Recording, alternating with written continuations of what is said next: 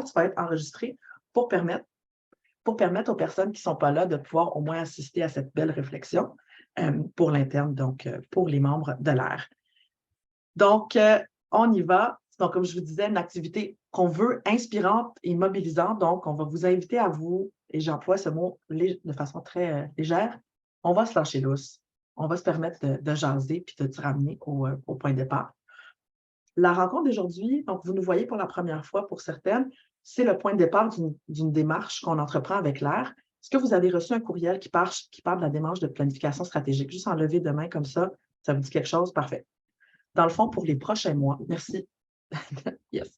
Dans les prochains mois, on entame ce qu'on appelle la planif stratégique, mais en fond, ou d'orientation stratégique, c'est qu'on va se questionner. On va se remettre dans une position de se dire, là, où est-ce qu'on s'en va? Où est-ce qu'on est aujourd'hui? Dans quel environnement on est? Puis où est-ce qu'on s'en va, nous, comme centre de femmes, comme organisation avec l'art des centres de femmes? Où est-ce qu'on voudrait aller? Puis on va vous questionner, on va réfléchir à ça. Andréane et Soraya vont se déplacer le plus possible dans les régions, aller vous rencontrer en personne, poser ces questions-là avec vous. Donc, ça fait partie d'une grande démarche. Puis on va se voir au congrès pour culminer ça tout ensemble puis dire, bon, on a ramassé ça, ces idées-là, qu'est-ce que ça veut dire pour la suite? Mais aujourd'hui, on avait envie de se lancer dans quelque chose d'inspirant et de le fun, puis de jaser de ce qui nous anime, puis de pourquoi on est à l'intérieur de ce mouvement féministe-là. Donc, comme je disais, j'ai la chance d'être accompagnée par les animatrices. L'activité va se dérouler en 3 parties.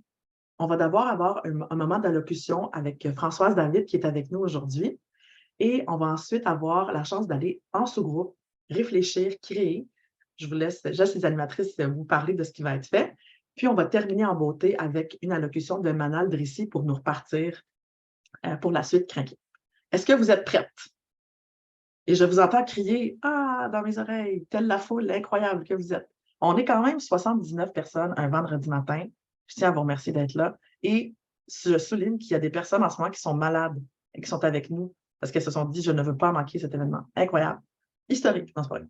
Alors, je vais passer la parole à Soraya pour nous débuter, nous craquer un peu, nous mettre dans le bain avant de passer la parole à Françoise. Soraya, à toi. Oui, super, merci Rim. Puis je tiens même à dire que là, je vois dans les petits écrans qu'il y a des gens qui sont 3, il y a des gens qui sont 6. Fait qu'on est vraiment une foule là, de féministes qui allons connecter ensemble aujourd'hui. Et ce qu'on vous propose pour débuter tout ça, c'est un truc très simple qui va vous permettre aussi d'explorer l'outil qu'on va travailler ensemble en sous-groupe.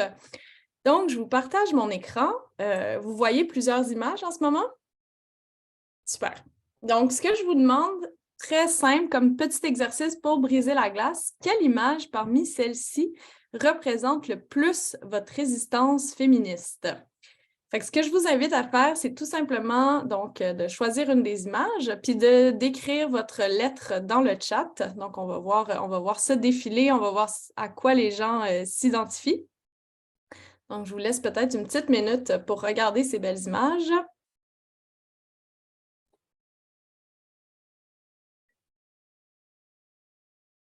Donc, on a beaucoup de C, on a beaucoup de gens qui s'identifient peut-être à la révolte, à être dans les rues ensemble, la lecture, la littérature, comment on se nourrit intellectuellement aussi dans nos luttes.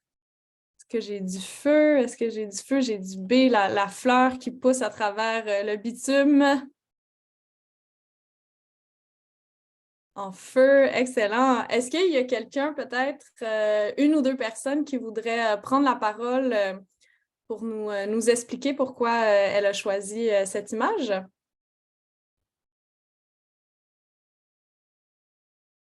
J'ai vu des points d'exclamation dans certaines réponses. Je pense qu'il y en a qui ont fait des choix vifs.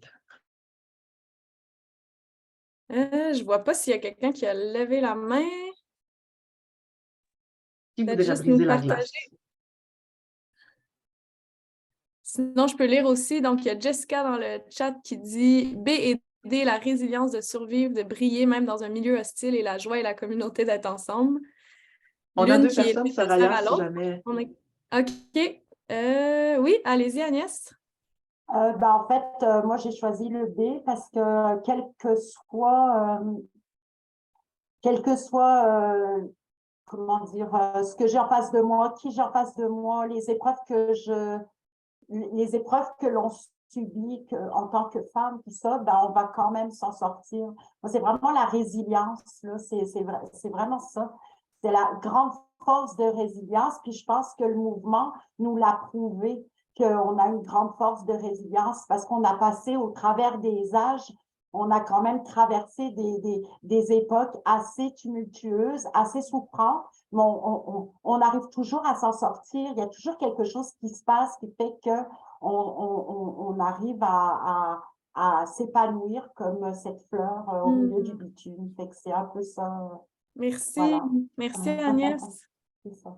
Caroline, Thérèse, je ne sais pas laquelle voulait prendre la parole. Ah, bon, ben, je vais passer la parole à Aline. Je M'excuse, pense que j'avais oublié d'ouvrir mon micro. Ah, OK. Allez-y. C'est ça. Moi, c'est Caroline. Pour moi, là, toutes les images parlaient beaucoup, mais j'ai vraiment beaucoup aimé l'abbé aussi. Je trouve que la fleur qui pousse dans le béton, c'est un peu ça, être une femme dans notre société. C'est pousser à une place où les gens ne t'attendent pas nécessairement, ne te veulent pas nécessairement, puis décider de pousser puis de fleurir quand même. Donc, pour moi, l'image est très, très, très forte. Mais je trouve que la D ici ou la C sont criantes. On ne vous entend pas, donc la B et la C vous parlent aussi, c'est ça? Oui. Super, merci beaucoup. Et petite dernière intervention, Lynn? Oui, moi, c'est la C. Parce que, bon, à l'âge que j'ai en tout cas, je me suis investie dans certaines manifestations et j'ai réalisé à quel point les luttes s'étirent. Et c'est au moment où on se rassemble 10 à 15 000 personnes, 15 000 femmes dans les rues, où c'est là où il y a eu des changements, je dirais, fort intéressants. La loi, la règle de la parole. Et je me dis ça, je crains un peu là, que ça se dissipe ces temps-ci parce qu'on est beaucoup plus relié à nos ordinateurs, nos tablettes, etc. Donc, l'impact du nombre vivant dans les rues, ça a un impact et il me semble qu'on serait dû pour un mouvement comme ça, là. Merci beaucoup, Lynn. Donc, merci d'avoir participé. Peut-être petit exercice pour s'échauffer, puis on va continuer, bien sûr, tout à l'heure à discuter tout ensemble. Rim, je te redonne la parole. Merci beaucoup. C'était le fun, c'était difficile quand même parce qu'on peut être toutes ces images-là à différents moments de la journée, hein? Même pas du mois, là, de la journée, on peut être chacun de ces images. Donc, ouais, je vous vais hocher de la tête. Donc, c'est un immense plaisir pour moi de vous introduire une des invitées spéciales qu'on a aujourd'hui. Donc, on a la chance d'avoir Françoise David avec nous pour nous parler. Françoise a un lien particulier avec l'art. Je vais la laisser en parler, mais je vais vous la présenter très rapidement. Vous la connaissez peut-être, mais moi-même, en lisant sa biographie, j'ai appris des informations sur Françoise. Donc, Françoise est sensibilisée aux différents problèmes sociaux par sa mère, qui l'envoie dès le début aider des familles en situation de pauvreté dès l'adolescence, dans sa part jeune. En 69, elle passe 6 mois au Rwanda où elle agit comme enseignante et responsable d'activités parascolaires dans une école secondaire. Françoise est titulaire d'un baccalauréat en sciences sociales de l'Université de Montréal en 72 et travaille comme organisatrice communautaire puis comme agente d'information au Centre des services sociaux du Montréal métropolitain. Elle devient présidente du syndicat, responsable de la condition féminine à la CSN jusqu'en 84, puis elle milite au sein d'un groupe marxiste-léniniste qui s'appelle En lutte jusqu'en 82. En 87, elle devient coordinatrice du regroupement des centres de femmes du Québec, où elle obtient les premiers plans triennaux de financement dès le début, donc un lien avec les centres de femmes. En 94, elle devient la présidente de la Fédération des femmes du Québec, un poste qu'elle occupe jusqu'en 2001. Avec le mouvement des femmes, Françoise est un pilier, donc elle a organisé la marche du pain des roses contre la pauvreté en 95, puis la marche mondiale des femmes contre la pauvreté et la violence en 2000. Après 14 années au sein du mouvement des femmes, Françoise fait un stage au Mali avec l'organisme SUCO et se joint à l'équipe là-bas. Elle travaille sur les lois du norme du travail. En 2002, elle fonde D'abord Solidaire, qui est un mouvement citoyen qui vise à vulgariser les programmes des différents partis politiques québécois et à informer les citoyennes sur les dangers et la montée de la droite. 2002. En 2004, avec une équipe de militantes, elle fonde militantes et militants, elle fonde Option citoyenne. C'est un mouvement politique qui fusionnera avec l'Union des forces progressistes pour devenir le parti que vous connaissez, Québec solidaire, dont elle est co-porte-parole de 2006 à 2017. Elle est ensuite candidate dans Gouin aux élections et en 2012, elle se fait élire comme députée de Gouin et est réélue en 2014. En 2017, Françoise quitte la vie politique, mais demeure citoyenne engagée. Elle a été jusqu'en février 2023, très récemment, vice-présidente du mouvement Démocratie Nouvelle qui lutte pour l'obtention d'une réforme de mode de scrutin au Québec. Et donc, vous l'avez vu, elle participe à des écrits, prend la parole et à des émissions. Je vous invite à entendre Françoise avec nous aujourd'hui. Alors, je la vois. Est-ce que je la vois dans l'écran? Je ne sais pas si son micro est ouvert. Est-ce que ça fonctionne? Oui. Oui? OK. Ouais. Hey, bonjour tout le monde. Bon, là, ça y est, c'est moi que je vais voir en gros plan. J'aimais mieux vous voir, vous. Mais quoi qu'il en soit, merci. Si vous me voyez bien, c'est correct. Moi, je suis très, très contente d'être là. Rim en a parlé un petit peu. C'est vrai que j'ai une belle histoire avec l'air. Si certaines, là, je ne sais pas trop, étaient déjà là à l'époque. Donc, j'ai été votre coordonnatrice de 87 à 94. Et c'est vrai que c'était l'époque où il fallait discuter abondamment de plans de financement parce qu'il n'y en avait juste pas pour les centres de femmes. Donc, c'était toute une époque aussi de reconnaissance du travail des centres. J'ai adoré ça. J'ai découvert votre réseau à ce moment-là et ce que j'ai aimé en particulier, et je suppose que c'est la même chose aujourd'hui, oui, je pense que oui, parce que j'ai lu et même relu votre base d'unité. Rim m'a envoyé quand même un peu d'informations. C'est que dans les centres de femmes, il y a une sorte de maillage entre des services individuels, des services d'écoute à des femmes, n'importe quelle femme qui vient vous voir, qui peut avoir une panoplie de problèmes ou de questions à discuter. Donc, vous faites ça, ben, en tout cas, vous le faisiez à l'époque, ça doit être encore pareil. L'éducation populaire, donc toute la série des cours, ateliers, rencontres, etc., où là, on est en groupe avec les femmes. Puis quand j'ai lu la base d'unité, ce qui m'a vraiment intéressé, c'est de lire qu'on part du vécu des femmes, puis on travaille avec elles. Autrement dit, on reconnaît la pertinence de l'expérience des femmes. Ça, c'est tellement intéressant.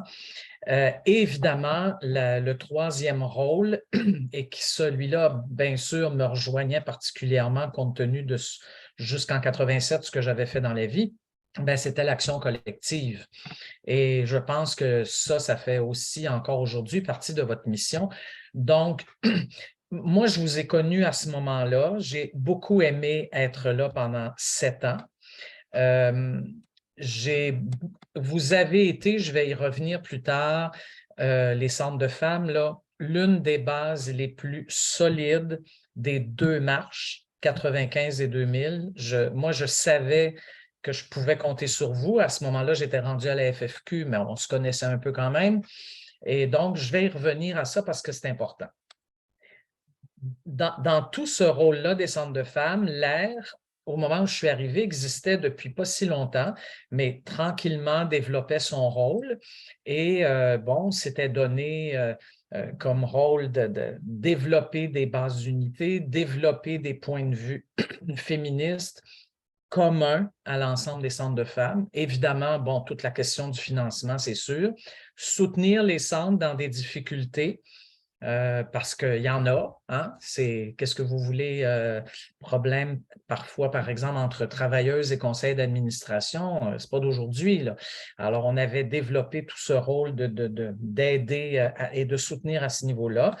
Et évidemment, l'air était une voix forte dans l'espace public, non seulement dans la défense des besoins et des intérêts des centres de femmes, mais dans la défense des revendications féministes. Bon, là, aujourd'hui, moi, je ne me prononcerai pas du tout sur la situation vécue à l'ère des centres de femmes. Je sais évidemment, parce que quand même, j'ai posé 2-3 questions là, avant de venir vous parler, que vous avez vécu, vous vivez peut-être encore certaines difficultés Je ne porte aucun jugement là-dessus, mais ce que je comprends, c'est que la journée d'aujourd'hui, justement, c'est formidable parce que ça vous permet d'être toutes ensemble, puis avec les merveilles technologiques qui sont quand même bonnes, hein, des fois. Vous allez pouvoir faire des sous-groupes, vous allez pouvoir discuter, vous allez pouvoir peut-être développer certains points de vue, finir la journée, je ne sais pas, en vous sentant toutes ensemble, mobilisées. Bon, ben moi, je trouve que c'est une bonne nouvelle. Personnellement, mais ça c'est très personnel, là, moi je serais extrêmement triste si on devait vivre dans les prochains mois ou les prochaines années un affaiblissement, ou voire je ne peux même pas l'envisager, une disparition de l'ère des centres de femmes. Pour moi, c'est un regroupement extrêmement important et qui donne beaucoup, beaucoup de force au mouvement des femmes. Alors, j'ai compris qu'aujourd'hui, le thème, c'était toute la résistance féministe. C'était le thème du 8 mars d'ailleurs.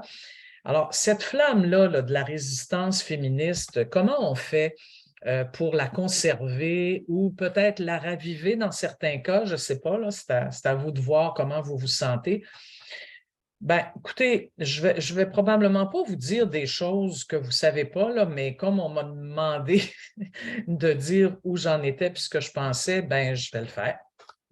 Premièrement, je ne vous ferai pas de grands discours sur les enjeux et les défis qui devraient faire en sorte que notre flamme féministe ne s'éteigne pas, bien au contraire. Moi, je trouve, dans l'observation que je fais, là, maintenant, je suis quand même un peu retirée, mais bon, assez présente aussi, puis avec des contacts dans différents mouvements sociaux, j'essaie beaucoup de me tenir au courant, puis évidemment, je lis les journaux et tout. Bon.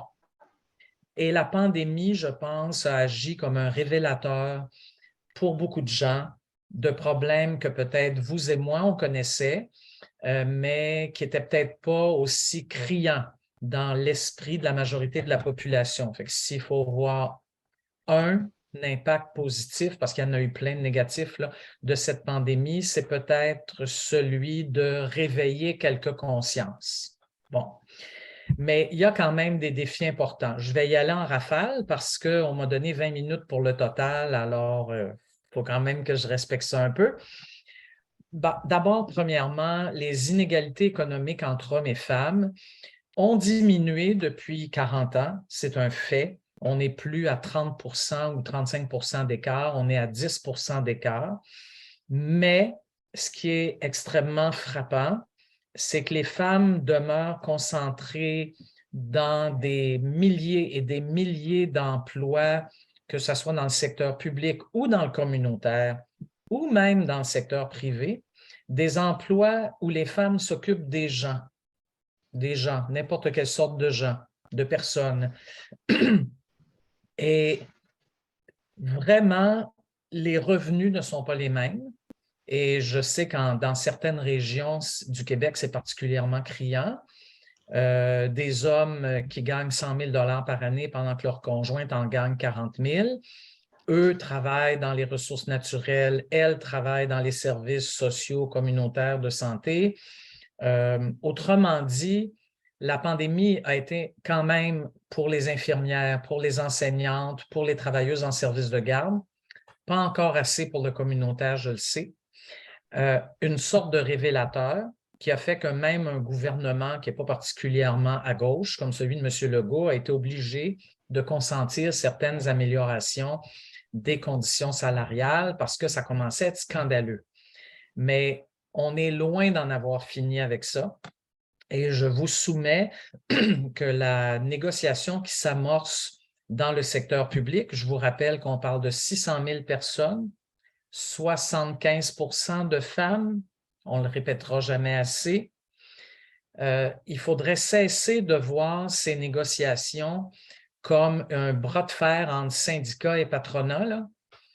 C'est un bras de fer entre femmes, c'est une lutte féministe et un gouvernement qui est féministe quand ça l'arrange.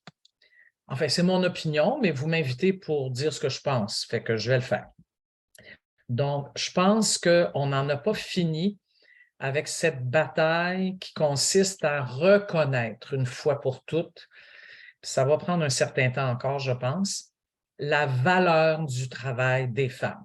Valeur au plan humain, au plan social et même au plan économique. Évidemment, je passe tout de suite à un autre, les enjeux climatiques, forcément, doivent être vus aussi, pas seulement, mais aussi comme des enjeux féministes. Il est maintenant démontré partout dans le monde que les femmes sont les premières à subir les impacts désastreux des changements climatiques. Pourquoi? Parce qu'elles sont plus pauvres. Là, comme à l'échelle planétaire, elles sont plus pauvres que les hommes et elles ont encore massivement les responsabilités des familles. J'ai lu dernièrement, une amie écologiste et féministe m'a envoyé un texte qui dit que 80% des personnes déplacées dans le monde, elles peuvent être déplacées dans le même pays ou dans un autre pays, 80% des personnes déplacées pour des raisons climatiques sont des femmes. Alors, ça me fait dire qu'il va falloir s'en occuper. Ça s'ajoute à la longue liste des enjeux féministes.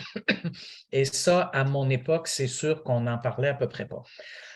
Évidemment, je n'ai pas besoin non plus de vous faire un discours sur toute la question des violences. Vous connaissez ça mieux que moi, mais c'est frappant. Et là-dessus, la pandémie vraiment a agi comme quelque chose qui a confiné les femmes, qui les a placées plus à risque. Mais là, on découvre sans cesse toutes sortes de, pas nouvelles, mais disons des manières peut-être amplifiées d'exercer des violences à l'égard des femmes. Par exemple, tout ce qui s'appelle drogue du viol. Il y a sans cesse des reportages sur ces... Alors là, les jeunes femmes, pas que, mais beaucoup de jeunes femmes sont aux prises avec ça. Moi, ça me frappe énormément. Et toute la violence aussi qui s'exerce dans les réseaux sociaux. Vous comprenez qu'en 1990, là, on ne parlait pas de ça, les réseaux sociaux. Ça n'existait pas. Mais là, de voir comment les femmes sont attaquées, c'est assez ahurissant. Et puis, évidemment, je ne vous l'apprendrai pas non plus, quand j'en parle dans des conférences, pour essayer de, je sais pas, de m'assurer d'être bien comprise, là, oui, je vais parler d'intersectionnalité, là, mais dans des termes qui sonnent peut-être plus concrets aux oreilles d'un certain nombre de femmes. Je vais parler des inégalités entre les femmes. Puis je vais expliquer qu'il y a depuis longtemps des femmes qui sont dans la locomotive du train féministe, puis malheureusement, il y a des femmes qui sont dans le wagon de queue, puis il y a même des femmes, malheureusement, qui sont restées sur le quai de la gare.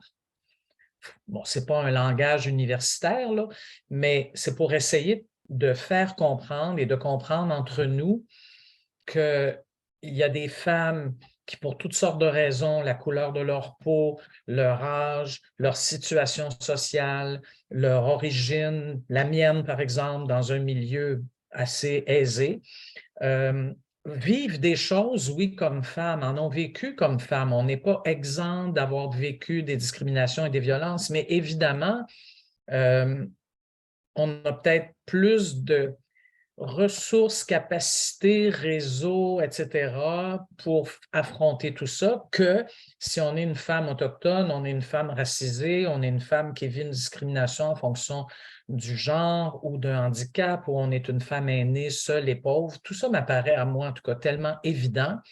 Mais une fois qu'on a dit ça, après, c'est de travailler avec tout ça. Bon, donc, entretenir la flamme féministe, pour moi, rapidement, là, je vous ai dressé un petit portrait, mais que vous connaissez, je le sais bien, là. Mais je pense qu'on n'a presque pas le choix, là. Ou alors on prend notre retraite du féminisme, mais ça ne fera pas avancer grand-chose. Surtout qu'on est devant un gouvernement, mais bon, est-ce que les précédents, c'était pas non plus tant que ça mieux. Des gouvernements qui, oui, parfois ont des bons réflexes. Il y en a une de vous qui l'a dit, quand on est 15 000 dans la rue, c'est drôle. Là, ce qui n'était pas possible devient parfois possible. Mais si on n'a pas un rapport de force, si un gouvernement ne sent pas que là, il n'y a comme presque pas le choix là, parce que les femmes sont vraiment choquées, des fois c'est long avant d'obtenir des changements. Pendant la pandémie, je vous l'ai dit, il y a quand même eu certaines choses qui se sont passées, puis entre autres, les maisons d'hébergement, je sais, ont eu un meilleur financement parce que là, c'était trop gros, là, ils ne pouvaient pas passer à côté. Mais là, la pandémie est terminée. Je pense que les vraies affaires commencent. Alors, comment on entretient cette flamme féministe? Il y a des fois qui me demandent comment ça se fait qu'à mon âge vénérable, j'ai encore cette flamme, puis j'ai encore le goût de me battre. Bien, d'abord, je pense qu'on l'entretient en se rappelant les luttes passées, pas pour faire de la nostalgie, là, puis s'entretenir dans « Ah, c'était le bon vieux temps ». Non, non. Mais parce que la regrettée Madeleine Parent, que peut-être plusieurs d'entre vous ont déjà eu la chance de soit côtoyer, soit entendre en conférence, Madeleine Parent, qui était une formidable féministe et syndicaliste, elle m'avait dit un jour, et je le répète donc, en lui donnant la maternité de cette phrase, « Françoise, on n'a pas le droit de se décourager ». Ça, c'était comme une journée où je l'avais rencontrée, puis j'étais découragée. Ben oui, moi aussi, ça m'arrive, là. C'était la loi sur l'équité salariale qui n'avançait pas pantoute. Et elle m'avait dit non, non, non, non, non, tu n'as pas le droit de te décourager. Elle avait déjà, en fait, l'âge que j'ai maintenant, 75 ans, puis elle m'avait dit, tu sais, il y a des moments de grisaille, il y a des moments même où on recule, puis tout d'un coup, puis on ne sait pas trop pourquoi, comment, ça arrive, il y a un moment où on avance. Elle avait vécu ça toute sa vie, puis de façon bien plus dramatique que moi. Elle a été arrêtée par la police de Duplessis et tout là-bas.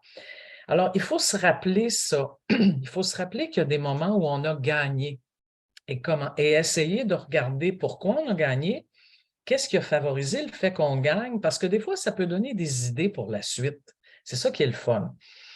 Puis évidemment, moi, je vais vous parler des deux marches, mais rapidement, celle de 95 et celle de 2000. 95, le momentum était parfait. 6 mois avant un référendum, un gouvernement a besoin des femmes, ça ouvre les esprits. Mais si on n'avait pas marché pendant 10 jours, 850 femmes, 18 000 personnes devant l'Assemblée nationale, ben, on n'aurait jamais eu les résultats qu'on a eus, qui étaient, dans l'ensemble, quand même assez satisfaisants. On a donné au gouvernement la note de passage. Celle de 2000 les résultats ont été intéressants, mais à de tout autre niveau, à cause de toute notre ouverture au monde, de tout ce qu'on a appris, des liens qu'on a créés. Mais il faut reconnaître qu'au Québec, au plan de ce qui touchait les revendications sur la pauvreté, on a connu une défaite. Il faut appeler les choses par leur nom, là. Les violences, oui, on a eu quelques affaires. La pauvreté, 10 sous d'augmentation du salaire minimum, on était enragés. Alors, et pourquoi c'est arrivé? Bien, parce que, et je m'inclus là, on avait sous-estimé que ce gouvernement qui nous faisait vivre l'austérité, en fait, depuis quelques années, ne croyait pas que notre rapport de force était suffisant pour nous donner ce qu'on voulait. Il en a donné d'ailleurs 2 ans plus tard, par exemple, loi cadre contre la pauvreté et l'exclusion, par exemple, le retour à la construction de logements sociaux. Pourquoi? Parce que là, on était à 6 mois d'une élection et que partout où ce gouvernement se promenait en région, les femmes étaient restées super fâchées et elles n'arrêtaient pas de le dire. Fait que c'est drôle, hein? À la fin de 2002, ils ont fait ce qu'en 2000, ils disaient ne pas pouvoir faire. Donc, autrement dit, il y a des momentum. Ça, on a plus ou moins de contrôle là-dessus, mais c'est toujours intéressant de s'en rappeler.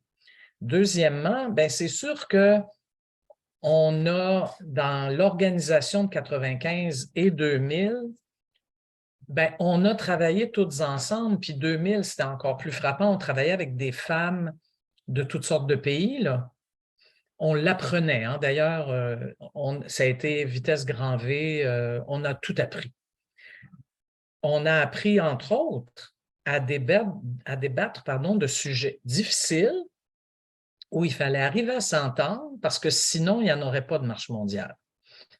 Là, comme je vois que le temps passe beaucoup trop vite, je vais vous donner un exemple parce qu'il y avait les exemples de quelle place pour les hommes et puis est-ce qu'on pouvait discuter longtemps de tout ça? Bon, mais un exemple beaucoup plus difficile, c'était quand on a discuté des revendications mondiales, il y en avait 20, 10 sur la pauvreté, 10 sur les violences.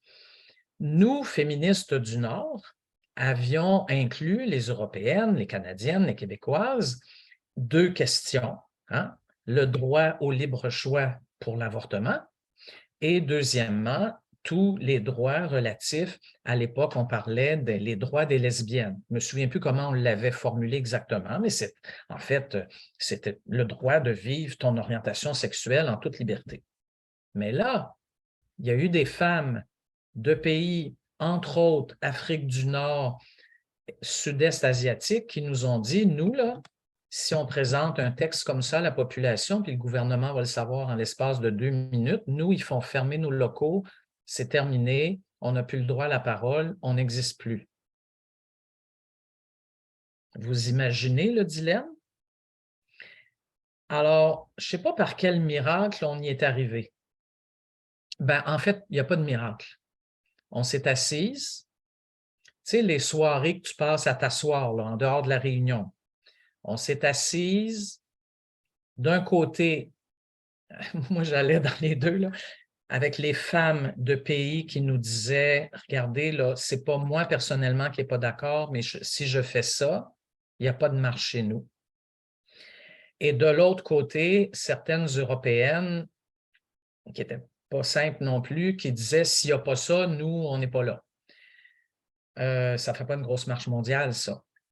On a fini par s'entendre à l'époque, là, hein, moi je vous parle de 1998, sur quelque chose qui faisait que toutes les revendications apparaissaient, mais dans le cas des 2 que je vous ai mentionnés, il y avait une sorte de, je ne sais plus, entre guillemets, de droit de réserve. C'est-à-dire que les femmes qui estimaient que dans leur pays, les temps n'étaient pas mûrs, n'étaient pas obligées de le mettre. C'était dur, là, tu sais, nous, en tout cas, c'était pas, mais c'était le prix à payer pour qu'il y ait une marche mondiale. 2 ans plus tard, je tiens à le souligner, toutes les revendications apparaissaient au même plan dans le texte. Autrement dit, il y avait eu un processus. Ça, c'est juste pour dire que, je sais qu'il me reste 4 minutes, c'est juste pour dire que si on s'écoute en toute égalité, qu'on cherche ensemble comment tenir compte des discriminations réelles vécues plus douloureusement par certaines, moins par d'autres, mais que d'autres vivent d'autres discriminations. Si on est capable d'entendre entre nous là, que peut-être certains sujets, on n'en a pas assez discuté, que d'autres, on est plus avancé, mais qu'on va se mettre ensemble pour certains objectifs qui sont communs à toutes les femmes, ou enfin à l'immense majorité des femmes, mais moi, je pense qu'on est capable d'avancer, on est capable donc de développer ces rapports de force dont on a besoin, tant besoin, avec des gouvernements qui nous écoutent, comme je disais, juste quand ça fait leur affaire.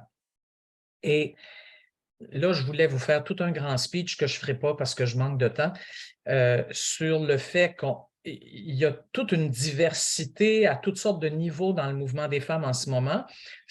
Toutes celles que vous connaissez, mais moi, j'en apporte une de plus, c'est le fait que depuis 1 an ou 2, s'organisent des activités de mobilisation par des organismes, par exemple comme Mères au front, qui ont une existence virtuelle. Il y a des vraies personnes, là, des vraies femmes, là, mais tout est virtuel. Hein? Il n'y a pas un centre de femmes avec les portes ouvertes et tout. Là. Tout est virtuel. Puis moi, j'ai participé à une manif le 8 mai dernier, il y a presque 1 an. Il y avait 8000 personnes, surtout des femmes. Ma place au travail, Mères au front, climat, l'avenir des enfants, le rôle des femmes, le rôle des mères, etc. Bon. Ça veut dire ça que les féministes peuvent encore mobiliser. C'est ça qui est formidable. Mais quand tout est virtuel, le problème, c'est la difficulté d'être dans la continuité, ce que vous avez avec un mouvement qui s'appelle l'ère des centres de femmes. Alors, je termine en vous disant, j'ai su, après avoir préparé tout ça, j'ai su par pur hasard que le 29 septembre prochain, Mère au front organise ce qu'elle voudrait voir comme une méga marche sur le climat qui ne serait pas que à Montréal, mais avec des activités dans toutes les régions qui voudraient bien participer. Elle rencontre le milieu syndical cette semaine. Elle rencontre La Planète s'invite au Parlement la semaine prochaine. Moi, je leur ai dit, bien là, regardez, là, il y a le mouvement des femmes, puis il y a l'ère des centres de femmes, puis les centres de femmes ne pouvaient pas passer à côté. Fait que oui, elles aimeraient vous contacter. Oui, elles aimeraient que vous embarquiez. Et moi, je pense que ça serait un défi tout à fait extraordinaire. Puis je suis certaine que vous seriez capable de le relever parce que je connais vos capacités de mobilisation. Je les ai déjà expérimentées.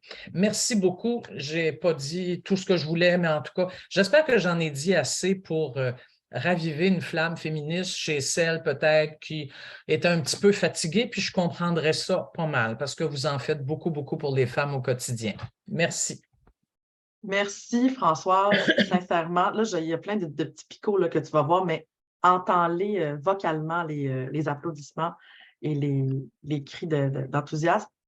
C'est vraiment un privilège d'avoir la chance d'en discuter avec toi parce que tu amènes tellement une perspective de continuité, de dire juste la phrase que tu as partagée, là, ce que Madeleine Parent t'a dit, on n'a pas le droit, puis la question de la grisaille, cette image-là, de la porter en nous, d'être capable de reconnaître que c'est un mouvement qui prend du temps, mais il y a le mot « on avance ». Puis si on regarde réellement ce qui s'est passé, et tu fais partie des piliers au Québec qui ont contribué à ça, qui disent « on lâche pas, on continue ». Merci pour ça. Donc, on a dans les commentaires, vous pouvez dans les commentaires réagir donc au message de Françoise. Il y a des gens qui se disent « viens à notre congrès ». Merci beaucoup. Continue. Est-ce qu'on peut jaser avec toi pendant toute une journée? Je pense que c'est très précieux ce que tu amènes. Donc, merci vraiment beaucoup pour tout ton travail, ton accomplissement. Là, je le sais, là, vous bouillonnez, vous avez envie d'en jaser, de parler, mais là, ce que j'ai entendu, ce que ça veut dire, et j'ai vu des hochements de tête, beaucoup, beaucoup, sur ce que Françoise vient de nommer, parce que c'est des réalités que vous vivez concrètement. On va aller en sous-groupe, parce que malheureusement, à 81 personnes, on ne pourra pas discuter amplement, puis vous donner la chance d'en parler. Donc, on va partir en sous-groupe, on va aller parler de ça, cette résistance féministe-là. On est porté parce que Françoise vient de nous dire par nos expériences personnelles. Donc, on va aller parler de ce que ça veut dire la résistance féministe. On se verrait dans X nombre de minutes. Andréane, est-ce que tu as un nouveau temps pour moi? C'est important de prendre le temps. Est-ce qu'on se dit, mettons, à 11h05? On est-tu capable? 11h05? Un retour vers 11h05, 11h10. On va revenir en grand groupe, puis on va pouvoir entendre l'allocution de Manal Drissi. Le but, c'est de nous revigorer. Françoise, tu t'es invitée à rester avec nous si tu veux. Avant d'aller en sous-groupe, est-ce qu'en levée de main, il y a des personnes qui ont besoin d'interprétation? Parce que si c'est le cas, on va vous garder dans la grande salle. Donc, celles qui ont besoin d'interprétation, vous pouvez juste lever la main, on va rester dans la grande salle. Pour les autres, on va dans les sous-groupes. Et si dans le sous-groupe, il y a des personnes qui ont besoin d'interprétation, bien, vous reviendrez dans la grande salle. Soraya, est-ce que tu nous parles? Vous allez avoir des animations en sous-groupe qui vont vous expliquer c'est quoi l'activité. Là, je vous le dis, là, on va réfléchir, mais on va aussi créer. Comment faire ça? Vous allez le découvrir dans les sous-groupes. Super. Merci, Rim. Fait que moi, j'ai vu personne qui avait la main levée, hein, c'est ça? Pas pour l'instant, mais si vous en trouvez dans les sous-groupes qui ont besoin d'interprétation, on les invite à revenir dans la grande salle. Super. Parfait. Donc, amusez-vous tout le monde. On se revoit dans pas long. Bonne réflexion. Arrivé. Non.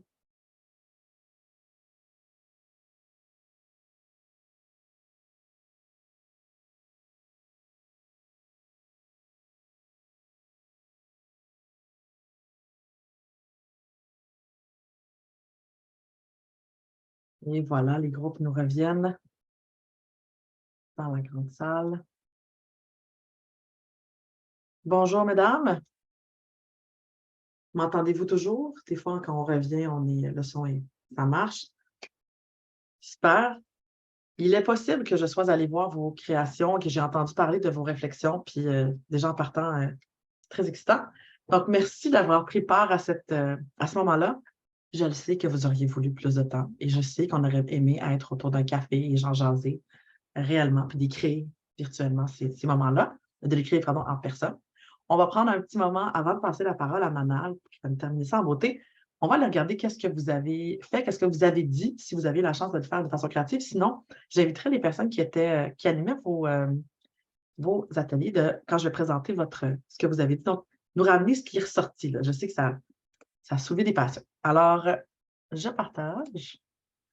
Donc, dans le groupe de Soraya, est-ce que vous voyez bien mon écran? Ça va pour vous? Oui. Oui, à date, je vois bien. Excellent. Alors, Soraya, beaucoup d'affaires dans ton sous-groupe. Oui. On a été bien inspirés. Nous, on a parlé de la question de l'espoir, de l'importance de la mémoire de la lutte, un peu pour faire du pont sur ce que Françoise nous a partagé. La question de comment cette résistance-là s'incarne au jour le jour, puis on peut pas une fois qu'on a ce feu féministe-là, juste de par notre identité de femme, il peut pas réellement s'éteindre. On peut être fatigué parfois, mais cette flamme-là est toujours là. La question de la théorie des petits pas, de voir les luttes qu'on a gagnées, de se rassembler dans notre diversité, puis de résister aussi aux conflits à l'intérieur de notre mouvement, puis de faire ça de manière collective. Voilà. Très cool. On t'arrête de regarder les images que vous avez choisies, les mots que vous avez mis là. Super intéressant. N'hésitez pas en clavardage à rajouter des choses que vous avez dit ou vécues à l'intérieur du sous-groupe. On faisait une plénière plus en résumé. J'adore. Je viens de voir que vous avez mis un centre de femmes CES outillées, agir ensemble, prendre soin et s'entraider, donc dont l'essence même de l'air. Merci, Soraya. On passe au sous-groupe 2 avec Bouchra. Wow! Alors, qu'est-ce qui s'est passé dans votre sous-groupe? Notre mot d'ordre, c'était créativité, puis c'était le premier mot qu'une personne avait rapporté. Je pense que notre tableau le représente quand même assez bien. C'était plein de couleurs, de citations, de fleurs, de tout ça. Ce qui nous parlait dans notre groupe, c'était le désir, qui était quelque chose de très important dans la lutte finalement, qu'elle n'était pas faite que de choses qui pouvaient être connotées négativement, mais qu'être ensemble et lutter, c'était aussi se donner le droit d'éprouver du plaisir, d'éprouver du désir de créer tout ensemble. Et puis on se disait justement que de penser à un monde différent, c'était aussi de la créativité. Donc c'était un peu notre mot d'ordre, qu'il fallait de la colère, de la résilience, de la force. Et puis on a fini avec une citation qui nous a fait bien rire, mais qu'on trouvait toute importante. C'est celle-ci: "Nous sommes amoureusement en tabarnak", de Anaïs Barbeau-Lavallee. Puis voilà.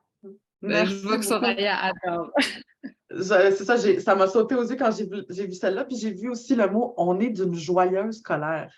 C'est comme, parce que des fois, c'est vrai, là, il y a comme ça qui est là. On peut s'autoriser à être tout simplement en colère, puis la fatigue et tout, mais il y a le désir, le mot que tu as nommé, là, dans toutes ces facettes du désir. Je trouve ça très intéressant. Merci beaucoup. On continue avec le prochain. Andréane, qu'avez-vous discuté dans votre groupe? Oh, Andréane.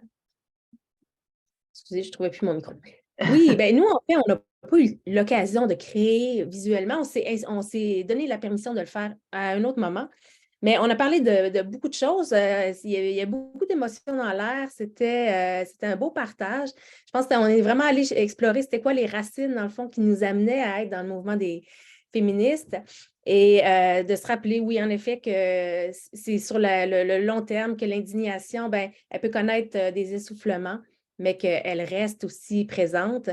Et puis, je pense que c'est ça. C'était vraiment de se dire, ben, c'est quelque chose qui nous unit. Il y a une femme qui parlait de l'image de Françoise du train, hein, comme le mouvement féministe qui est comme un train. Elle dit aussi c'est un filet. Hein, essayer de ne pas en laisser qui tombe entre les mailles du filet, de vraiment être là pour toutes les femmes qui sont dans le mouvement. Merci, Andréane. C'est ça. Peut-être que vous n'avez pas eu le temps pour le truc créatif, mais je sais, un petit oiseau m'a dit que c'était émotif, que c'était beau, que vous avez traversé des émotions ensemble dans ce moment-là, avec des inconnus pour la plupart, des personnes qui ne se connaissaient pas nécessairement. Super, merci beaucoup. On continue dans le groupe de Laurie.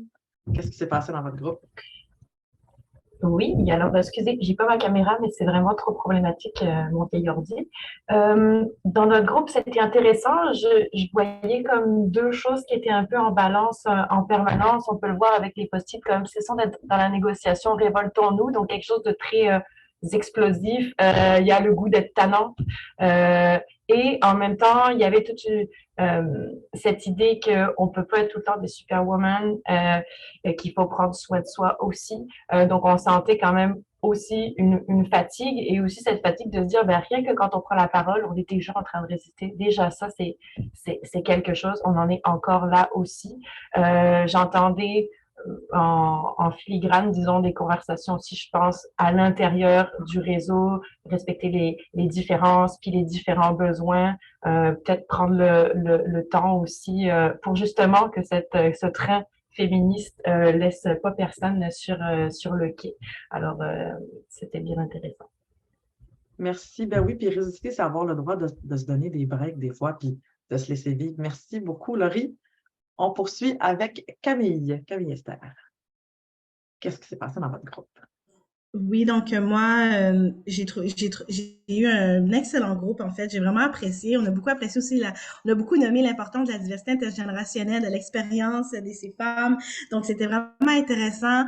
Moi, j'ai beaucoup résumé. On a dit qu'est-ce que ça représentait, ces images-là, pour nous autres. Donc, on parle notamment, on a parlé d'une personne qui était être en survie, que parfois, il y a des femmes qui sont en mode de survie puis qu'elles doivent continuer.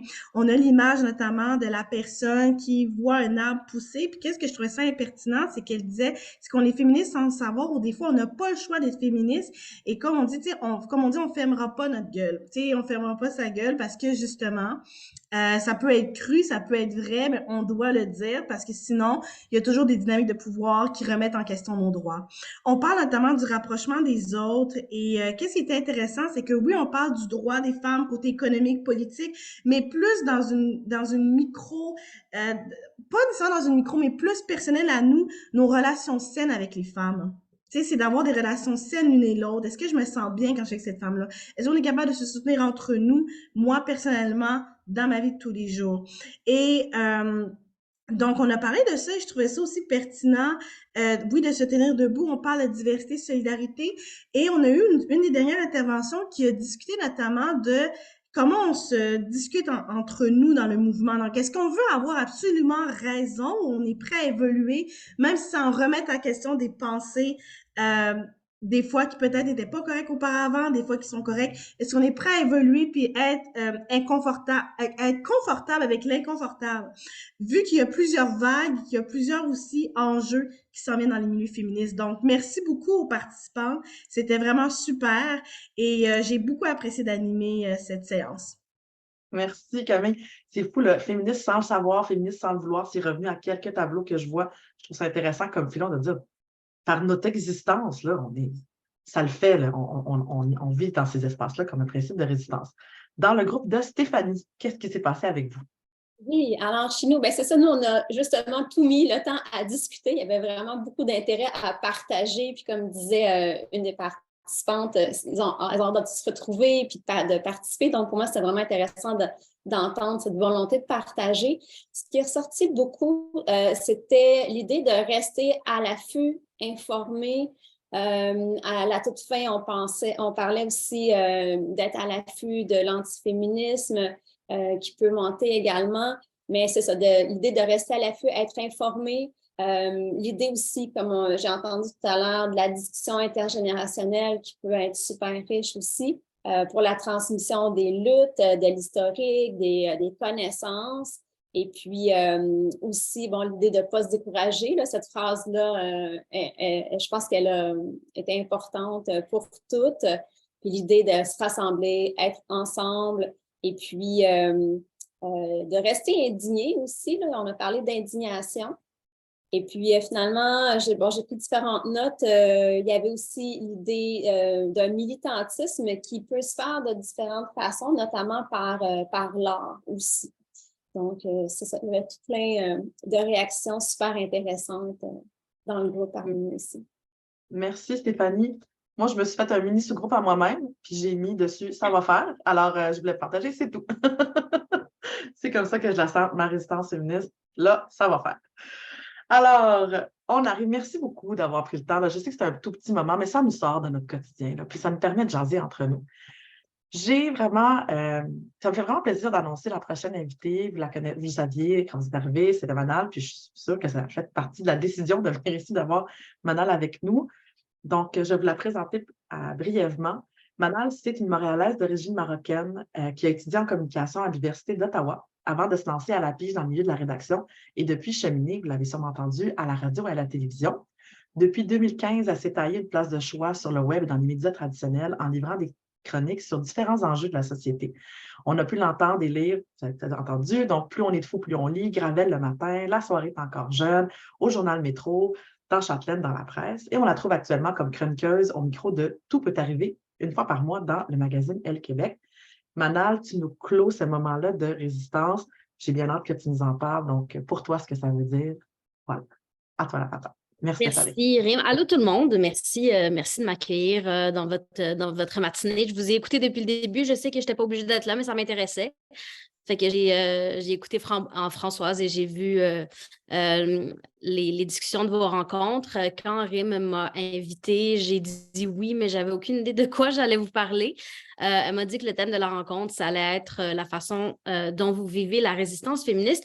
Puis elle m'a aussi dit qu'avant moi, il y aurait Françoise David qui prendrait la parole, mais je me suis dit, ben là, il ne me restera plus rien à dire. Du moins, rien qui va vous remonter le moral. Je suis désolée. Alors, je me suis dit que à la place, j'allais faire comme si on était des vieilles amies puis que j'allais vous raconter une conversation que j'ai eue avec ma fille cette semaine qui m'a fait réfléchir à ma résistance féministe. Ma fille m'a évidemment donné son accord pour vous en parler.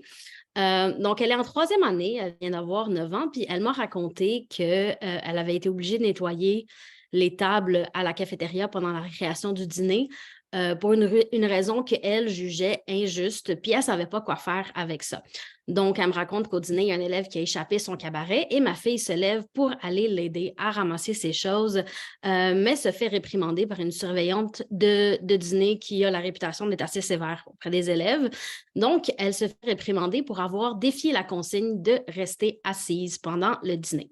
Pour ma fille, c'est le fait d'offrir un coup de main à quelqu'un, c'était une bonne raison de ne pas respecter le règlement de rester assise, alors que pour la surveillante, faire une exception, c'est la même chose que faire 1000 exceptions. Elle lui a dit, tu aurais dû rester assise, puis laisser les adultes s'occuper d'aider l'élève qui a échappé ses choses. Toujours est-il que ma fille, parce qu'elle ne tient pas du voisin, a défendu son point jusqu'à se faire garder en retenue pendant la récréation pour nettoyer les tables. Et je lui ai dit que j'étais quand même d'accord avec elle, puis que même si la surveillante tenait tant que ça à ce que les élèves restent assis, elle aurait pu prendre la relève du ramassage puis lui dire de se rasseoir sans que ce soit l'objet d'une chicane ou de réprimande. Mais ma fille, qui est une révolutionnaire de naissance, allait plus loin. Elle ne contestait pas seulement l'étendue du règlement, mais aussi son existence, pas juste son application. Elle m'a dit, on est déjà obligé de rester assis en classe. Pourquoi on est aussi obligé de rester assis pendant l'heure du dîner quand il n'y a pas en fait de matière qui est enseignée? Je lui dis, bon, là, il faut quand même réfléchir au fait que ce règlement-là existe parce qu'il y a une poignée d'adultes responsables de surveiller énormément d'enfants et que si vous êtes constamment en circulation avec vos lunchs, avec vos cabarets, ça rend leur travail plus compliqué et moins organisé. Et là, elle m'a dit, mais on dirait que l'école, c'est pas pensé pour les enfants. Puis ça, c'est difficile à réfuter comme logique parce qu'au fond, les enfants doivent rester assis à l'école pour la même raison qu'on doit souvent accoucher sur le dos à l'hôpital. C'est-à-dire qu'il y a un système de l'éducation, il y a un système de santé qui sont d'abord des systèmes et qu'un système qui est pensé pour être efficace et pour être économique va souvent échouer à être humain et éventuellement à être efficace. Donc, c'est vrai que l'école n'est pas pensée pour les enfants, mais 9 ans, je trouvais ça quand même jeune pour lui permettre d'être cynique. Alors, j'ai essayé de contre-argumenter en disant « Oui, mais vous avez quand même une longue récréation après le repas pour pouvoir bouger et qu'il y a aussi beaucoup de gens dans le système scolaire, dont sa prof, qui font beaucoup d'efforts pour que ce système-là soit mieux adapté aux enfants. » Mais la réalité que je nomme pas, c'est que c'est en effet complètement absurde que la conséquence pour une enfant qui a de la misère à rester assise, ça soit d'être privée ensuite du temps qui est prévu pour bouger. Donc, on l'a privée de récréation parce qu'elle avait de la misère à rester assise. Logiquement, ça n'a pas de sens.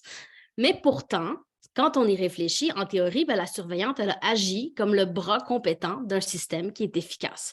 C'est-à-dire que la récréation puis le cours d'éduc, c'est fait pour bouger, les classes et la cafétéria, c'est fait pour être assis, puis mieux les règlements sont renforcés, plus le système fonctionne. Donc, théoriquement, la surveillante, elle a fait sa job avec diligence.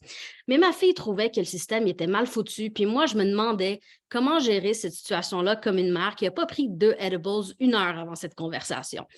Donc, j'ai réfléchi à ça et à un moment donné, je lui dis, dans le fond, ce que tu me dis, c'est que ce qui t'a fait réagir, c'est la réaction de la surveillante. Mais ce qui te dérange vraiment profondément, c'est le fonctionnement de l'école, plus largement. Elle me dit oui, c'est vrai, ça m'a fait réagir parce que c'est le fonctionnement de l'école au complet qui me dérange. Puis là, je lui demande, est-ce que le fait de t'obstiner avec ta surveillante de dîner jusqu'à en perdre du temps de récréation, ça va te rapprocher de ton but de changer l'école? Elle réfléchit, puis elle me dit non. Je dis, peut-être que la surveillante de dîner, elle ne mérite pas autant de ton temps puis de ton énergie pour cette cause-là. Puis là, plus je lui parlais, plus je me disais, si j'étais capable de suivre mes propres conseils, je n'aurais pas épuisé mon temps et mon énergie dans ma résistance féministe à m'obstiner avec autant de morons. Et c'est justement, en fait, parce que j'en suis à un stade de fatigue féministe que je dis à ma fille qui a tout juste 9 ans de faire attention à son temps et à son énergie. Parce que ce que vous devez savoir sur elle, c'est que ma fille, c'est une force de la nature, mais c'est aussi parallèlement une enfant qui est trans. Donc, à sa première rentrée scolaire, après sa transition sociale, elle est arrivée en classe le premier jour d'école, le matin. Elle est allée devant la classe, puis elle a expliqué sa transition à tout le monde. Elle a demandé à ses camarades s'il y avait des questions. Puis quand des élèves d'une autre classe ont tenu des propos transphobes dans la cour d'école, elle a parlé à sa prof, puis avec sa prof, ils sont allés dans l'autre classe pour faire la sensibilisation auprès de l'autre classe. Ma fille, au quotidien, elle met déjà du temps et de l'énergie à sensibiliser, à éduquer et à défendre. Fait que ce que j'essayais de lui dire, c'est « Girl, laisse donc la réforme des règlements de cafétéria à quelqu'un d'autre, mettons. » Tu ne trouves pas que tu en fais déjà assez? J'essayais de lui dire, dans le fond, tu peux appuyer beaucoup de luttes, mais tu ne peux pas toutes les mener. Peut-être que sur celle-là, on peut slacker. Et ce que j'ai envie de vous dire, et en fait de nous dire ce matin, c'est ça. Parce qu'on a toujours l'impression que tout va trop mal pour la quantité de changements que nous, individuellement, on parvient à cultiver. Parce que chaque jour, il y a une nouvelle affaire. Il y a un féminicide de plus. Il y a le recul de l'avortement. Il y a le recul des droits trans. Il y a la répression des mouvements féministes. Il y a les changements climatiques. Il y a le gouvernement qui ne sait pas ce que ça veut dire intersectionnel puis qui fait semblant de ne pas comprendre la différence entre systémique et systématique. Il y a les infirmières qui sont à bout. Il y a les profs qui prennent la porte. Il y a la charge mentale. Il y a le travail invisible. Il y a l'iniquité salariale puis il y a les robes qui n'ont pas de poche. Donc, il ne manque pas d'injustice dans notre système. Ce qui manque, en fait, c'est le temps et l'énergie de combattre toutes ces choses-là. Et c'est facile de se sentir désarmé devant autant de combats menés quand c'est difficile, en fait, de recharger notre résistance féministe parce qu'elle est sollicitée partout et plus que jamais parce qu'on est toujours exposé à ce qui se passe. Dans un numéro d'humour, il y a Wanda Sykes qui demande aux femmes, vous souvenez-vous, vous, de la dernière fois qu'il y a eu du silence dans votre tête? Et les femmes éclatent de rire dans la salle parce que déjà, on ne manque pas de charge mentale. Mais quand en plus de ça, il y a une conscience aux enjeux sociaux, ça fait qu'on est hyper vigilant puis qu'on n'arrive plus à échapper à tout ce qui cloche dans la façon dont notre monde est conçu et souvent pas conçu pour nous ni avec nous. Donc, il y a un mythe qui est tenace dans les mouvements féministes qui veulent que la seule façon d'être une bonne féministe, c'est d'être de tous les combats. Mais j'ai vu déjà trop de personnes s'épuiser et finir par se taire à cause de ce mythe-là. Et moi, ça me donne envie de vous parler de Cassira Copes, qui est une autrice féministe noire qui s'est penchée sur la question de la fatigue féministe et qui propose 3 trucs pour se ménager tout en continuant de se battre. Donc, je vous les partage. Le premier truc, dit-elle, c'est de réduire son focus à ce qui nécessite réellement notre attention. Ça veut dire quoi? Ça veut dire que Serge, là, dans les commentaires en dessous de TVA Nouvelles qui dit que les victimes de féminicide, il y avait juste à partir, il cherche de l'attention, mais il ne mérite pas la nôtre. OK?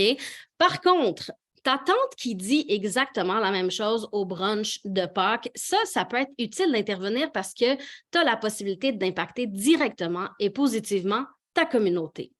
Par contre, Si ta job, c'est de travailler auprès des victimes de violences conjugales à la semaine longue, si tu fais partie d'un collectif qui milite auprès du gouvernement pour améliorer les services à ces personnes-là, si tu sensibilises les médias à arrêter de qualifier de drame familial les féminicides, peut-être que ta tante au brunch, là, tu as juste envie de la regarder croche puis de parler dans son dos après qu'elle soit partie, puis ça aussi, c'est correct. La question, dans le fond, à se poser, c'est qu'est-ce qui nécessite réellement mon attention dans la mesure où mon temps et mon énergie sont limités.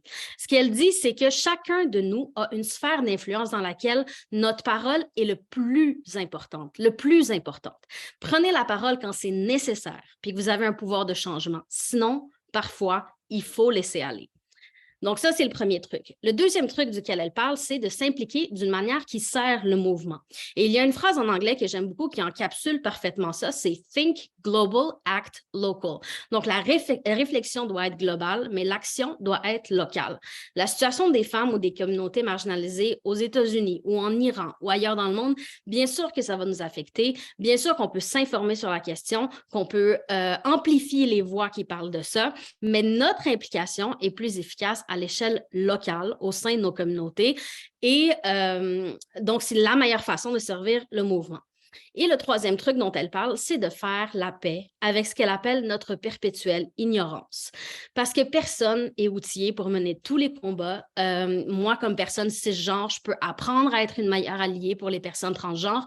Je peux soutenir et élever les voix des personnes qui militent, mais je serai toujours le produit d'une société qui est patriarcale, qui est blanche et qui est cisgenre en vaste majorité. Et donc, je vais dire, faire et perpétuer des erreurs. Et ce qu'elle dit, c'est que la résistance féministe va être bien plus simple quand on va apprendre à accepter la critique et à faire mieux. C'est-à-dire qu'au lieu de se mettre la pression pour le faire de façon parfaite et ensuite se braquer quand on nous dit que ce n'est pas la bonne façon de faire, c'est d'être humble et d'écouter les personnes qui nous disent que c'est peut-être pas la meilleure façon, le meilleur propos à tenir. Donc, réduire son focus, s'impliquer là où ça compte et faire preuve d'humilité. C'est ces trois trucs pour pouvoir continuer notre résistance féministe sans vivre de la fatigue féministe, ou du moins pour en vivre moins. Parce que souvent, ce qui obtient le plus d'attention, surtout à l'ère des réseaux sociaux, c'est ce qui fait le plus de bruit, mais ce n'est pas toujours ce qui fait le plus de bruit qui fait plus de différence. Donc, j'ai envie de vous dire ce matin que votre travail de tous les jours, il compte même quand vous êtes fatigué, même quand vous avez l'impression que c'est pas assez, même si une surveillante de cafétéria un peu zélée donne envie de partir en guerre contre le système au grand complet. Je pense aussi souvent au fait que les femmes, si on décidait de faire la grève dans toute la société, c'est toute la société qui serait paralysée. Je pense au fait que le feu est pris dans les poubelles en ce moment à Paris, que les mouvements sociaux sont vraiment un moteur de changement qui est important. Puis je pense au fait que si ça continue comme ça, les générations montantes vont assurément dépoussiérer la guillotine. Yay! Mais d'ici là, n'oubliez pas de vous préserver parce que ça aussi, dans le fond, c'est une forme de résistance féministe. Merci. Oh my God! Regarde tous les applaudissements. Je vais te faire un standing ovation, OK?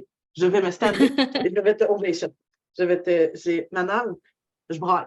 On braille et il y a des... Voilà. Alors, je vous invite à écrire vos commentaires dans le clavardage parce qu'à 81, on va la submerger de compliments et de merci. Je pense que tu as touché tellement de niveaux, de choses qu'on se dit peut-être avec notre petite voix intérieure, puis qui viennent nous parler sur un autre... Moi, je braille. Je braille pas je braille tout le temps, en fait, c'est pas grave. Mais je braille parce que je suis émue de la sincérité et de l'analogie que tu as faite avec notre volonté de tout vouloir changer, mais que des fois, ça ne vaut pas la peine. Puis que c'est un message très important pour les travailleuses qui sont continuellement dans ces milieux-là, puis qui repartent avec ça à la maison, comme femmes aussi. Donc, merci beaucoup. Là, il y a j'ai pleuré, je t'aime d'amour. Merci infiniment. Et je pense que Soraya me disait en privé, je l'aimais déjà, je ne pensais pas que je pouvais l'aimer plus. Merci beaucoup. Je pense qu'on repart avec ces... Merci beaucoup. Je pense qu'on repart avec d'abord les 3 points que tu venais. Est-ce que tu pourrais juste nous rappeler d'où tu tires ces... tu l'as nommé dans ton allocution, là, tu nous as nommé les 3 points. Tu tires ça de quel auteur? Oui, elle s'appelle Cassira Copes, C-A-S-I-R-A, nom de famille C-O-P-E-S. Puis elle écrit entre autres pour la revue Medium. Elle a écrit sur toutes sortes de choses, mais beaucoup sur le féministe noir, le féminisme intersectionnel. Donc voilà. Merci vraiment beaucoup. J'aimerais vous entendre. Vous avez entendu donc 2 personnes admirables qui ont parlé. Vous êtes des personnes admirables qui avez partagé le travail que vous faites. Avec quoi vous repartez? Avec quoi vous repartez de ce moment-là? C'est un petit moment, là. C'est un sprint qu'on s'est donné rapide. Avec quoi vous repartez de ces partages-là? Qu'est-ce que vous allez ramener? Là, c'est vendredi. Peut-être que vous allez donner un break la fin de semaine. Mais lundi, qu'est-ce que vous allez ramener avec vous dans votre quotidien? J'aimerais vous entendre là-dessus. Pendant que vous écrivez, je voulais juste vous dire merci aux animatrices qui vous ont accompagné dans les sous-groupes. Merci à Andréane, merci à Soraya d'avoir eu la créativité d'un tel genre de jeu, de moments de créativité. Merci à Françoise nous avoir amené, tu sais, l'image de sur l'échelle et l'escalier, une femme amène une autre, puis on se tire l'une l'autre, puis on fait juste s'aider de femme en femme. Et Manal, avec ce que tu viens de nous amener comme analogie, comme message, comme baume sur le cœur de militantes ou juste de femmes qui essaient de survivre dans une société qui ne la laisse pas. Merci beaucoup. Je vous remercie. Et merci à vous de vous être pointés, d'être restés avec nous, près de 80 et plus, hein, parce que des fois, vous étiez 3, 4, 5 dans votre message. Donc, je vous invite à... Ah, Pénélope, tu es la seule qui va prendre la parole. As-tu levé la main? C'est parce qu'on... Non? Oui, non? Oui. OK, excellent. Vous m'entendez? Oui. Ben, je vais juste dire un gros merci de la participation de toutes les travailleuses, les animatrices aussi, les invités, vraiment. Moi, ça fait 2 ans que je travaille au Centre de femmes, donc je suis nouvelle encore, même si des fois, je me trouve très ancienne sur le plancher. Mais tout ça pour dire que c'est la première fois qu'on a un rassemblement qui, je trouve, inspirant. Dans mon quotidien, je le vis féministe, je vis les revendications de mon propre gré. Mais au niveau du travail, dans le centre de femmes, je trouvais que le flambeau était peut-être pas bien passé au niveau de mon centre à moi. Là, je parle vraiment personnellement. Mais là, je trouve que d'entendre les femmes, les invités aussi, que justement, il me semble que ça nous a stimulés. J'espère vraiment que l'air va poursuivre sur la lancée rapidement et non attendre encore plusieurs mois avant de refaire quelque chose de ce genre pour qu'on garde la flamme tout le monde ensemble puis qu'on continue à avancer. Fait que merci beaucoup. Merci, Pénélope. Surprise, ça adonne bien parce que tu es dans quelle région, toi? Peux-tu juste nous rappeler? Gentilly, Bécancour, Mauricie. En Mauricie, vous allez avoir, comme d'autres régions, comme d'autres travailleurs, Andréane et Soraya vont se rendre vers vous le plus possible. C'est Soraya qui va aller vous voir. Donc, on va continuer cette discussion-là. On va transférer. Donc, ce moment-là qu'on a aujourd'hui, c'est pour s'insuffler ce vent-là qui va nous amener au congrès. Puis là, je voyais un commentaire qui disait « Ah, c'est cool, attends au congrès. » Je pense que ça va catalyser quelque chose aussi à ce moment-là. Fait qu'on va s'amener au congrès avec cette énergie-là. Puis notre objectif, c'est de finalement arriver à réfléchir ensemble et à se donner. Merci d'être resté 9 minutes plus tard. Merci à toutes. Je vais continuer à dire merci. Moi, je m'en vais brailler après. Je ferme la rencontre puis je vais aller pleurer. Merci à toi, Rim. Merci à toi. Merci à toi, Rim. Plaisir, c'est un honneur de faire ça. Quel rôle parfait. incroyable vous nous donnez. Merci beaucoup. On vous laisse partir pour dîner, pour votre fin de semaine. On peut dire merci aussi aux interprètes qui étaient avec nous, qu'on parle d'une vitesse incroyable. Merci à Isaniel et à Daniel d'être avec nous. Merci à vous toutes. Donc, à la revoyure dans vos régions ou au congrès. Merci beaucoup. Merci. Bye bye, merci. C'est ça. Vous pouvez nous dire, vous pouvez ouvrir vos micros dans un carreau infernal. Merci beaucoup. Bye. Au revoir. Merci. Bye. Bye bye. Merci. Bye bye. Au revoir. On vous laisse quitter. On va se faire un petit débrief huddle avec les animatrices de sous-groupe et les travailleuses. Merci, Daniel. Merci à l'interprétation. Je pense que Daniel est déjà parti. Elle a. Non, elle a. Salut. Salut. On va à Mylène, Mireille, qu'on met dans la salle d'attente, et Roxane. Bravo! Bravo. J'ai vraiment aimé ça. J'ai vraiment aimé ça, franchement, là. Puis, tu sais, juste par petite réflexion comme ça, là, moi, il y a un temps, là, que je voulais, puis là, c'est pas plus ça aujourd'hui, mais bon, je voulais rien savoir du féminisme parce que j'arrivais pas à me trouver entre soit être noire, soit être femme. Puis là, avec les noirs, puis il y avait beaucoup de patriarcat chez les communautés noires. Puis là, chez les femmes, il n'y a pas de diversité. Puis là, t'es comme, t'es où? Mais pour de vrai, de plus en plus, je commence vraiment à apprécier avec amour, là, puis bienveillance ces activités-là, puis vous me contactez n'importe quand pour ça. Ça fait du bien de juste relaxer 1 heure en pause. Puis j'ai vraiment aimé ça. Puis je pense aussi que ça nous prend plus de diversité intergénérationnelle dans des activités comme ça. Alors moi, là, j'ai vraiment aimé là, les paroles des femmes. J'aime vraiment beaucoup, beaucoup ton ce que tu viens de dire. Puis c'était enregistré. Est-ce que tu nous permets de le garder pour l'enregistrement? Pour vrai, Oui, parce que là, c'est un débrief, OK? Je vais faire pause.